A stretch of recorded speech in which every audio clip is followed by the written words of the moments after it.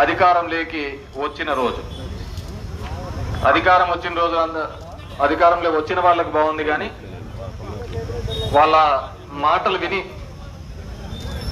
నష్టపోయిన 1,50,00,000 మంది జనాల యొక్క అతిగతి లేకుండా పోయింది. వీడియో తెచ్చింటే సరిపోయేదే మన బాబు గారు చెప్పిన హామీలన్నీ కూడా. ఎందుకంటే మనకన్నా ఉండాలయా, అతను ఒకసారి కాదు, 2 సార్లు కాదు, 3 సార్లు 4 సార్లు చెప్పిందే చెప్తా అంటాడు, మనం ఇనిందే ఇంట అంటాం.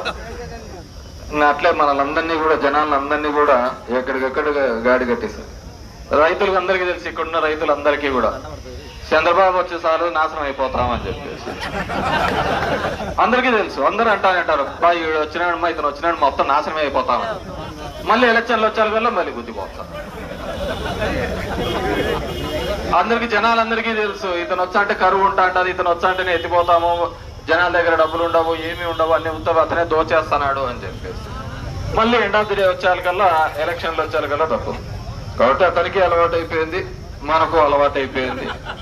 మళ్ళీ 5 ఏళ్ల తర్వాత ఇదే తిప్పలు తప్పటాలి అనమాట. ఈరోజు చూసినామంటే ప్రతి హామీను దగ్గర 143 వాగ్దానాలు చేసినాడు. 143 వాగ్దానాలు చేస్తే దానిలో కరెంటు బిల్లు పెంచుతున్నారు, నేను వస్తానే పెంచను అన్నాడు. అప్పటికి ఇప్పటికి చూస్తే ఏ విధంగా మీకే పెరిగినాయో తెలుసు అంట. అంటే ఇప్పుడు నొప్పి వచ్చినప్పుడన్నా మీరు తెలుసుకోవాలా. మనకు నొప్పి అయినప్పుడన్నా జనాలు తెలుసుకోకపోతే ఇంకా అట్లే ఉంటుంది. ఏదో బర్ణాలు పట్టిస్తా అంటాడు, వస్తాడు ఏదో ఒకటి అట్లా బర్ణాలు పట్టేయడం, ఎన్న పట్టేయడము, మళ్ళీ మనకు మెత్తగా అదేం కాదు లేప్ప, ఏం కాదు తెలియదు లేప్ప. 15,000 కోట్ల రూపాయలు మనకు ట్రూ యాప్ ద్వారా, ఛార్జ్ ద్వారా చేయడం జరిగింది. అదేవిధంగా